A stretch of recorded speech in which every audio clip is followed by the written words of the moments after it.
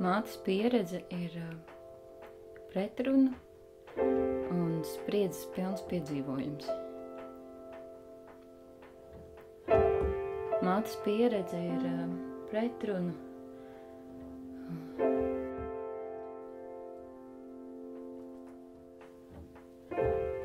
Mātes pieredze ir pretruna un spriedzes pilns piedzīvojums.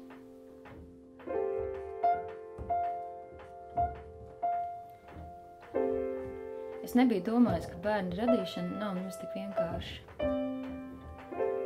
Un ne visiem tas izdodas.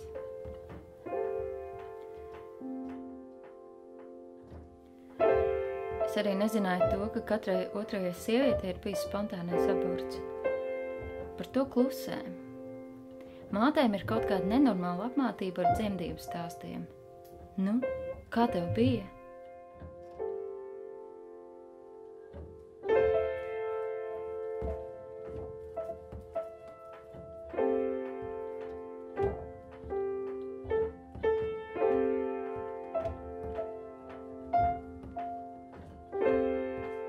Par bērnu nākšanu pasaulē viss ir gatavs runāt bez aptelpas, bet par bērna nāvi klusē.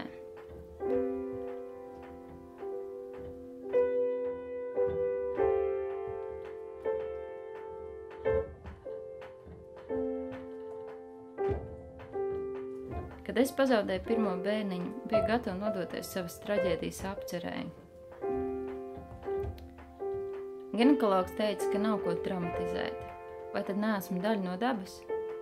Es esmu redzējis, cik ābelē daudz ziedu un cik maz no tiem pārtop par augļiem. Un nav vēl teikts, kādi šie augļi būs. Un vispār, viņš piepilda, tev vajadzētu priecāties. Tu vismaz zini, ka tev var būt bērni.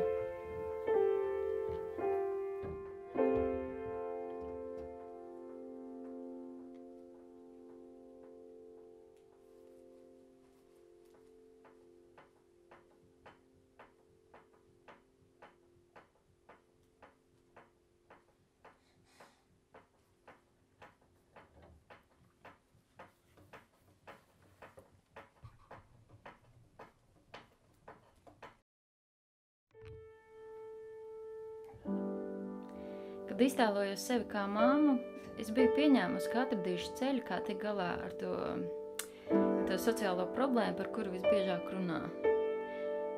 Es zināju, ka mātes nomāca tas, ka nav radīti apstākļi, kuros mamma varētu vismaz daļai strādāt, pilnveidoties, nezaudējot pabalstus.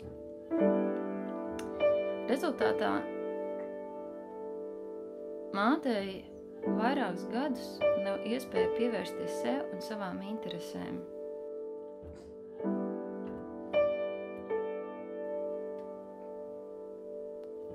Respektīvi, ir divas situācijas. Vai nu tu esi mamma, vai arī tu atsakies no laika kopā ar bērnu un strādā.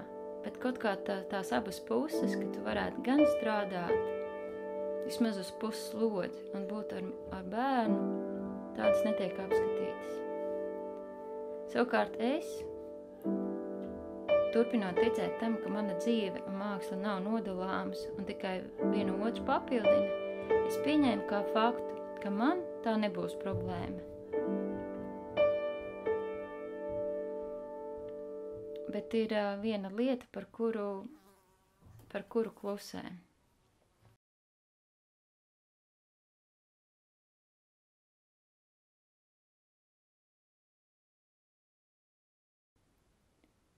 Tā ir migla.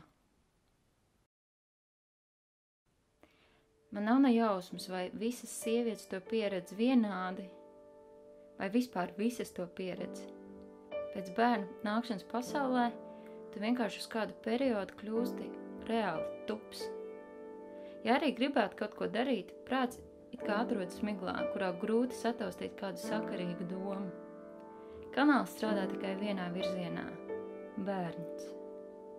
Vai viņam ir labi, vai viņš ir vesels, vai viņš ir izsalcis, vai viņš grib gulēt. Un vēl joprojām es neesmu beigusi pārbaudīt to, vai man meita elpo.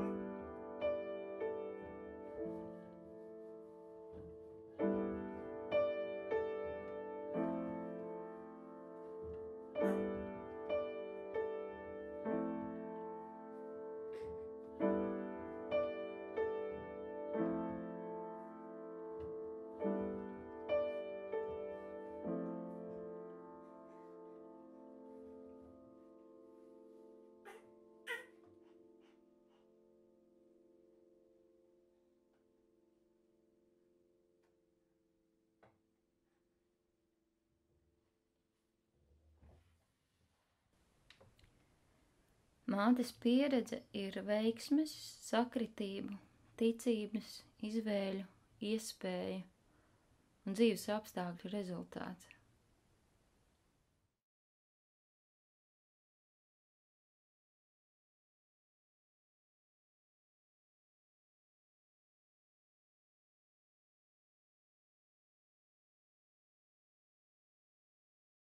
Es meklēju visdažādākās iespējas, lai laiks kopā ar meitu būtu liederīgs arī man. Bet ne visas idejas izdodas īstenot. Pamatā tādēļ, ka vai nu nepietiek laika, vai nu nepietiek spēka, vai vienkārši miglas dēļ. Arī atmiņas zudums ir miglas iespējas. Bieži vien es vienkārši aizmirstu par iecerēto, es aizmirstu par ideju.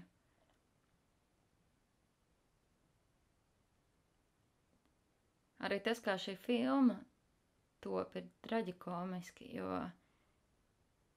labi, ja es pierakstu kaut kādas domas, bet ja es esmu kaut kur ārā ar ratiņām, man nav nekas līdzi, un man ir ideja, un ja es neesmu to pierakstījusi, es to esmu aizmirsusi tajā pašā brīdī. Un tā sajūta, ka viss šis radīšanas process ir tāds caur miglu.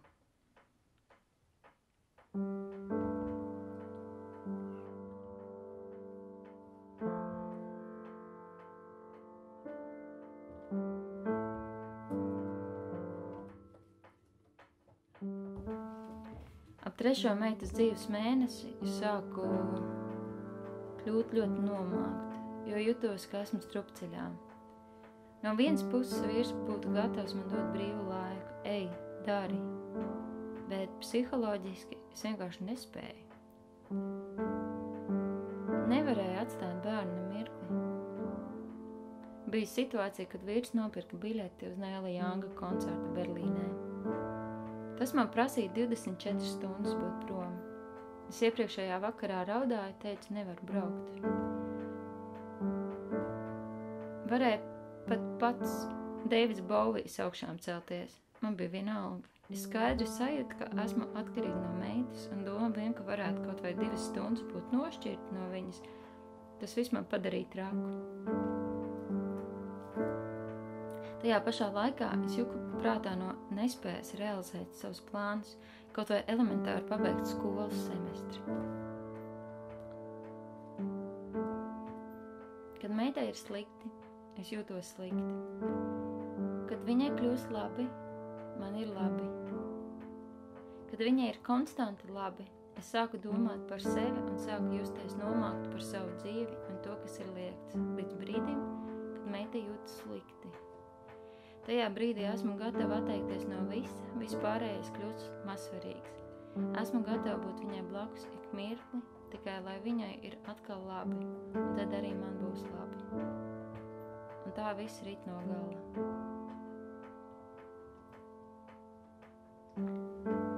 Kā atrast ceļu, kurā es un mana meita, kas ir viena no otras atkarīgas, katra savā veidā pilnveidotos, saglabājot uz mīlestības, intimitātes un atbildības pamata, veidotas attiecības.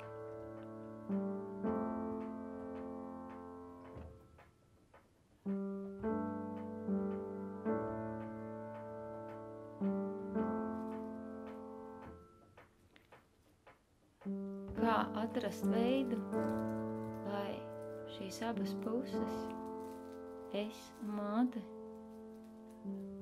būtu līdzsvarā.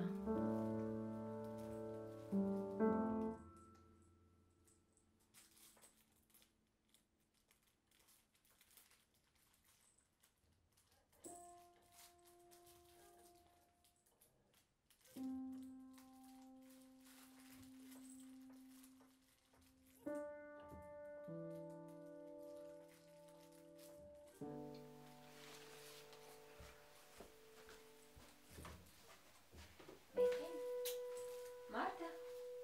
Marta? Oi, nav pareizā grāmatiņa. Tur viņa.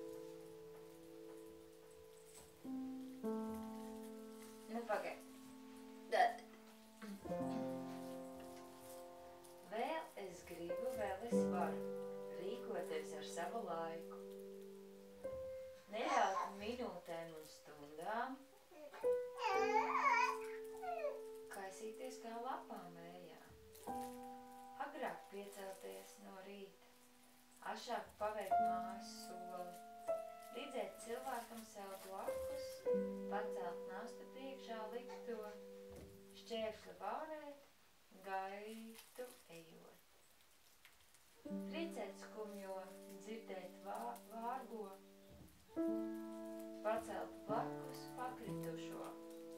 Un tagad rītā dejošana būs. Māma padejojas kārtīgi, iesildīsies un tad izvingrosies, labi?